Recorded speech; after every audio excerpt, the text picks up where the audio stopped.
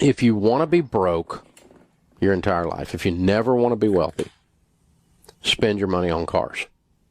Some people understand the math. Others think it's optional. You had a 2018 Dodge Durango SRT. You're saying that you owe $34,000 on it. Can you explain the payment part? I don't understand. When I originally purchased it, I was told that my monthly was going to be $420. They put me through auto pay system. 30 days passed by. I noticed that the payment came out twice. It turns out that it's actually $820, and that the $420 that we're referring to was like the amount that they were going to be taking out bi-weekly. Reading the contract is annoying. So is finding out the payment shows up twice as often as you thought. Reading the contract takes 5 minutes. Not reading follows you home for 6 years. You sent me your truth in lending form, your contract. This is why it's very important to look at these things, because if you look at your truth in lending disclosures, your payment schedule says that you signed for a 72-month term at $828 a month and 42 cents. They probably broke it up for the biweekly. Whatever you sign and you're going to be obligated for is going to be on the truth in lending form. You bought it for $24,000. You got a 19% interest rate.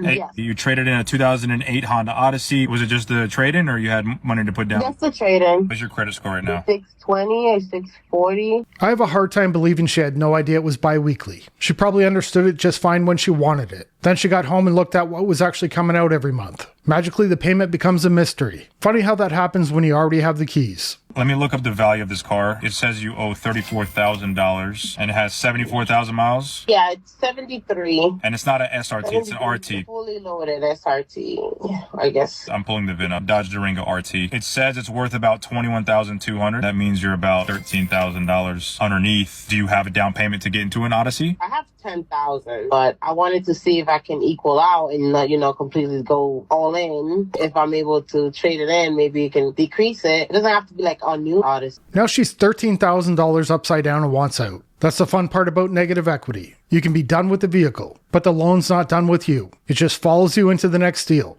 That tends to be very loyal that way. In the message, you said that at $820 a month, you really can't afford the car. At 18% interest rate, I don't know what your credit score was before. Do you remember what it was when you got approved for this car? I think you said it was at 600. So if it was at 600, you're probably going to be right around the same interest rate. With 10 grand down, you're probably going to be between 18 and 24% interest rate. Maybe more, maybe less. A dealership will probably get you approved just because you have so much down. You're just going to have to roll over negative equity, but you're going to have a high interest, high car payment. You're probably going to be right around the same monthly payment for a Honda Odyssey. The rate's already bad. That's not the part that usually improves when you trade in a problem. The lender's not going to see this and get sentimental. They're going to price the risk. And apparently the risk would like another vehicle. I would wait until your credit gets better, then you'd be at a better position to get a better price. Or you would just have to stomach putting down 10 grand on the car, having high interest rate, and then you could refinance at a later time whenever your credit is better. Yes, it takes a lot of gas, but I would rather you pay a little bit higher of a gas bill, maybe a couple $100 more, than eat 7-8 grand in negative equity on rolling over into a new trade. You can take these next couple months, use that 10 grand you have saved up and pay double payments so you can get the principal down. So when your credit is better and you are ready, you would have eaten a lot of the principal balance, so you won't be at $34,000 anymore. Getting into a bad deal is easy. Trying to get out of one is when everyone discovers the paperwork, fees, negative equity, and reality. And the best part is, most of this is avoidable. Because the expensive part is not hidden. It's right there in the contract, doing exactly what it said it would do. Maybe in like a year or 6 months, you'll owe 29 or 30,000. That way it'd be a lot easier for you to roll over into a new trade without putting so much down. That's what I was originally saving it for, so I can just pay it to them and then see if I can just trade it in and have to pay less on something else. Make sure you read the truth in lending disclosures. Doesn't matter what the dealership says, you are going to pay whatever it's on that piece of paper. I learned my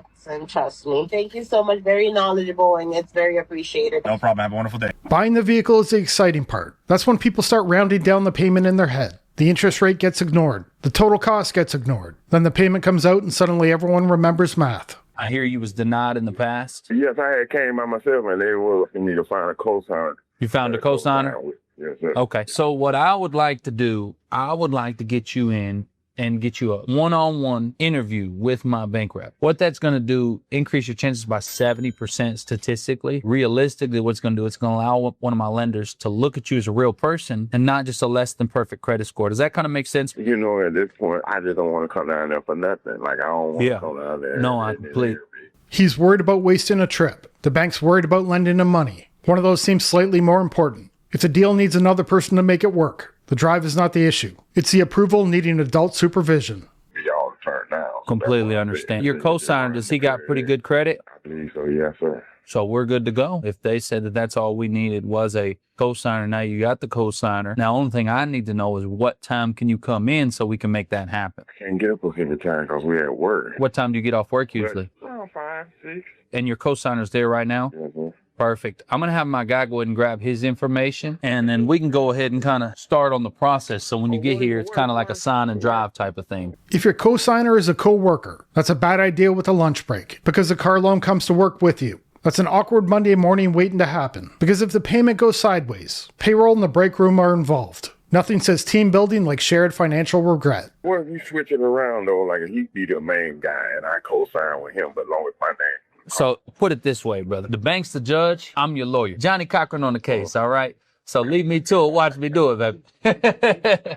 Whatever works best, that's how we're going to do it. You know what I mean? Hey, Johnny was the best. Johnny was the best. I'm trying to tell you. I know you, Johnny, now. Come on now. So I'm going to put my man's on the phone. He's going to grab your co-signer's information. I'm going to go ahead and run the play, get started. So when you come, it's just sign and drive, my baby. Okay. Hell yeah, man. Good talking to you, brother. Now he's asking if the co-signer can be the main person on the loan. So the co-signer is not really co-signing anymore. They're just buying the vehicle. He still wants his name on it though.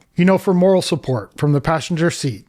Don't buy a car if you cannot pay it in full, period. Oh my gosh, I'm so glad you said this, BDD, because I would never buy a car if I needed a loan like that. That's just crazy town. That's crazy, right? Like if I got a job that I needed a car to get to and I couldn't just outright buy the car in full, I'm not taking that job. No way. I would rather be unemployed than have a car payment. Ugh. She's making it sound like people are crazy for saying to avoid car payments. But avoiding a payment is always a better move. A paid off car is a lot easier to live with than a payment every month. The point is to avoid financing when you can. Because the car is supposed to help you get to work, not make you work for the car. Ugh. Oh my gosh, can you imagine? Like, I wouldn't even buy a house if it required a loan, right? Because all debt is bad. We should just do nothing. Actually, you know what? I think that's the actual move, is doing nothing. If you don't have any money, if you're not born with money to do these things, to buy a car in full, let's just opt out, right? Because it's not for you. Job's not for you. Car's not for you. None of that's for you. I'm glad we had this talk. She's not comparing a car loan to a mortgage. Tiny difference. A house usually goes up in value. A car usually starts losing value before you even figure out the Bluetooth. So no, those are not the same thing. One builds equity. The other one comes with floor mats and depreciation. You're looking for an Equinox, and you want to spend $500 a month. That's right. Okay. The cheapest one I can build is $30,795. Oh, wow. What am I getting into? How's your credit? My credit is fine. Okay, good. If I was able to get you at 5.99%, which would be an excellent rate. That's good. For 72 months, you're at about $565. Oh, no. No, I got to come lower. I got 4 grandbabies, 1 on the way. Okay. So I need the space. What can we take away from that? This is the basic Equinox. So what was all that stuff that's on the screen and the Bluetooth? Those features are all like standard features on the car now. She's treating the vehicle like it's a sandwich. Take this off, remove that, make it cheaper. But the problem is not the stuff inside the car. The problem is the car is too expensive. When did they start doing that? Very recently. You didn't like it? I love it, but it's too much. I don't need all of that. That stuff just all comes standard now. The vehicle that you just drove, that's how it's built. It rides really well, but I don't know. What else can we do? How much money do you want to put down? $1,200. Okay, that's exactly $20 less. It's $545. We're getting close. Yes. Would you consider going to 84 months? That's a long time. But it would really help your payment. How much? You'd be at $480. Oh. I think you originally wanted to be at 60 months. The only other thing I could think of here, I've got a vehicle that is coming out of our courtesy transportation unit program, okay? She only has $1,200 down. So the dealer's solution is to stretch out the deal even longer. When the payment doesn't fit, just make the problem older. Nothing says affordable like making the payment smaller and the mistake longer. What is that? We take a certain amount of vehicles and we put them into our loaner fleet. And then those vehicles are used for really special circumstances when a customer has an issue with service that their vehicle is going to take a long time to be fixed, or if they've been in a bad wreck and their collision repair is taking longer, we can put them into one of these units. Now, what we do is we put them in there and we put about 5,000 miles on them. Okay. So this one is Lakeshore Blue Metallic, all right? And it's basically a carbon copy of the exact same vehicle that you just drove. And this one has 5,300 miles on it. Still technically brand new. I've got this one listed and I'll sell it to you for $25,800. Now we have a technically new vehicle. That is always a comforting phrase. It has enough miles to not feel new, but not enough miles for them to stop calling it new. So the price comes down a little. I guess new gets cheaper when it comes with a history. Let's see what it does to the payments here. What a difference. Let's just pretend that you put zero money down, and at 72 months for $599, if we sell to you for $25,853, you'd be at $477 a month. Ooh. Would that work? Yes. Okay, and it's going to still come with the screen and the Bluetooth and the nice wheels, though. You know, my grandkids, they love the screens. If I can't get rid of them, I guess I have to take them. That's good. I know you were really heavy on the 60 months, so you're comfortable with 72, right? Let's make a decision here that's best for you. I don't want you to be thinking that we're forcing you into this. Let me see my age, Johnson. I should be okay. You should, okay. If the deal only works after a small payment drop, it probably doesn't work. The payment came down, but the car didn't suddenly become affordable. One repair, one bill, one bad week, and suddenly the car is a problem again. The number got smaller. The mistake stayed the same. That's it for this one. Thanks for watching. I'll see you in the next one. Bye.